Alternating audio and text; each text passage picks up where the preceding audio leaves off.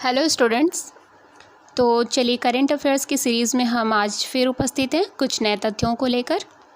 I hope आप लोगों को ये फैक्ट्स एग्ज़ाम में बहुत ही हेल्प करेंगे।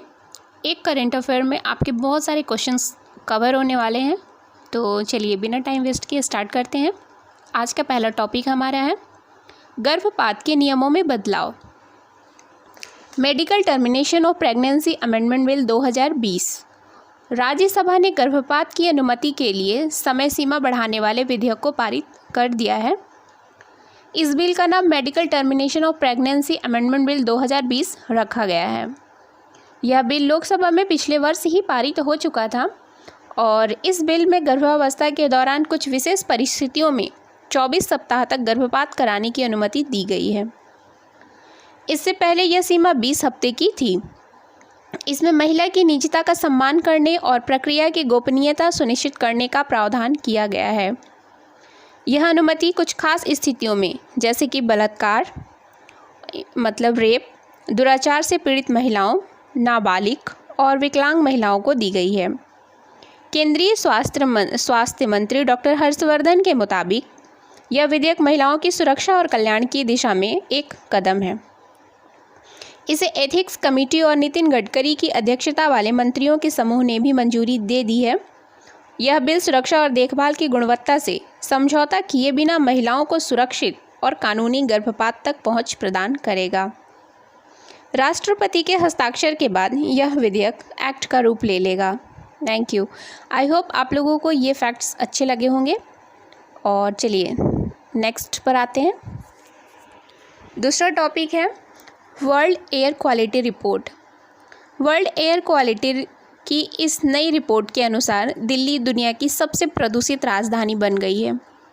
वर्ष 2020 में सबसे प्रदूषित शहरों की 106 देशों की सूची में भारत तीसरे नंबर पर है।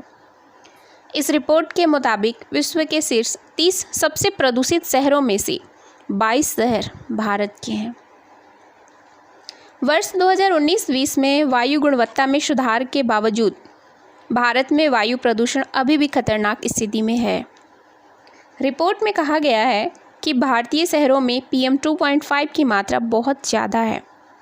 भारत में वायु प्रदूषण के मुख्य स्रोतों में परिवहन, बायोमास बर्निंग, बिजली उत्पादन, उद्योग, कंस्ट्रक्शंस, अपशिष्ट दहन और पराली जलाना शामिल है।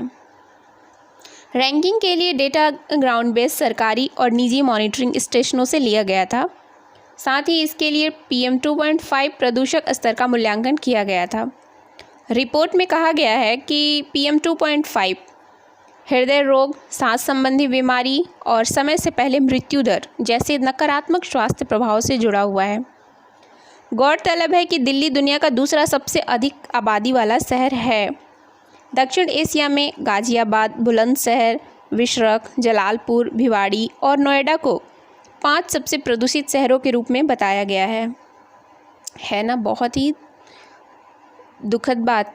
तो हम सभी को मिलकर प्रयास करना होगा कि जो अपने इंडिया को प्रदूषण से मुक्त करना है। तो चलिए अब नेक्स्ट पॉइंट पर आते हैं। नेक्स्ट हमारा है world happiness report 2021।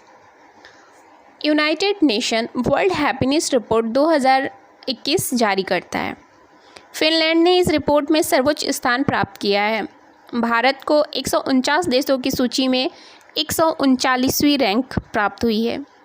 World happiness report को UN sustainable development solutions network ने जारी किया है। ये दुनिया के 149 देशों को उनके नागरिक खुद को कितना खुश मानते हैं इस आधार पर रैंकिंग देता है। भारत को वर्ष 2019 और 20 में क्रमशः 140वीं और 144वीं रैंक प्राप्त हुई थी। रिपोर्ट के अनुसार पाकिस्तान 105वें, बांग्लादेश 101वें और चीन 84वें स्थान पर है।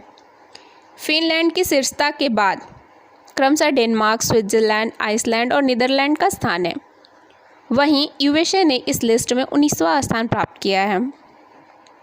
युद्धग्रस्त अफगानिस्तान में लोग अपने जीवन से सबसे अधिक दुखी हैं।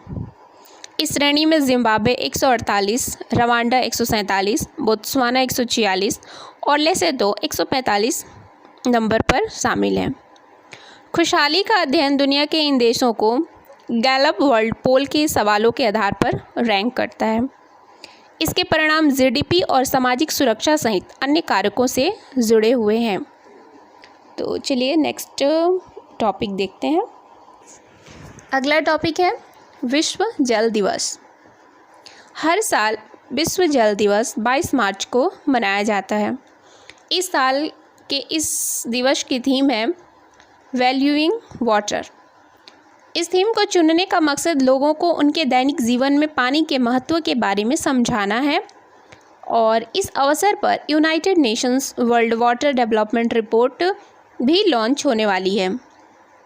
भारत में इस अवसर पर पीएम श्री नरेंद्र मोदी द्वारा जल शक्ति अभियान, कैच द रेन अभियान भी लॉन्च किया गया है। इसके अलावा केन बेतवा लिंक परियोजना के लिए ऐतिहासिक समझौता ज्ञापन पर हस्ताक्षर भी किए जाएंगे। इस परियोजना का संबंध मध्य प्रदेश व उत्तर प्रदेश राज्यों से है। विश्व जल दिवस को मनाने का मकसद वैश्विक जल संकट के बारे में जागरूकता बढ़ाना है।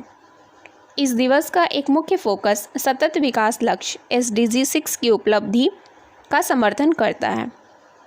SDG 6 2030 तक सभी के लिए स्वच्छ जल और स्वच्छता की उपलब्धता सुनिश्चित कराना है। आपको बता दें कि विश्व जल दिवस मनाने का संकल्प पहली बार संयुक्त महासभा द्वारा 22 दिसंबर 1992 को लिया गया था। इसके बाद 22 मार्च को विश्व जल दिवस के रूप में घोषित किया गया और 1993 से दुनिया भर में इस दिवस को 22 मार्च को मनाया जाता है। चलिए नेक्स्ट क्वेश्चन नहीं, हमारा नेक्स्ट फैक्ट क्या है। विश्व गौरैया दिवस। विश्व गौरैया दिवस हर साल 20 मार्च को मनाया जाता है। इस दिवस को मनाने का उद्देश्य गौरैया की घटती संख्या को कम करने के लिए जागरूकता बढ़ाना है। विश्व गौरैया दिवस की थीम है आई लव स्पैरो। इस विषय को इस उम्मीद के साथ लिया गया है कि ये मनुष्य और गौरैया के बीच संबंधों को उजागर करेगा। गौरैया वर्तमान में IUCN की रेड लिस्ट कंसर्न कैटेगरी में शामिल है। गौरैया की संख्या में निरंतर हो रही कमी पर्यावरणविदों के लिए चिंता का विषय बना हुआ है। गौरैया की संख्या में कमी छोटे कीट पतंगों की कमी और उनके निवास में निरंतर आ रही कमी के कारण हो रहा है। तो आज का हमारे इस टॉपिक को आप लोग अच्छे से पढ़िएगा और सारे फैक्ट्स को याद करने की कोशिश कीजिएगा। एक्चुअली आप याद मत कीजिएगा, एक एक चीज़ को नोट कर लीजिएगा, ठीक है, क्योंकि एक एक फैक्ट्स में आपको बहुत सारे क्वेश्चंस मिल जाएंगे। और नेक्स्ट टाइम मैं कोशिश करूँगी थोड़े करेंट अफेयर्स 10-12 सीरीज़ होने के बाद कि आपको मैं क्वेश्चन आंसर भी कराऊँ इससे रिलेटेड, ताकि और चीज़ें क्लियर हो जाएं। Thank you. और आप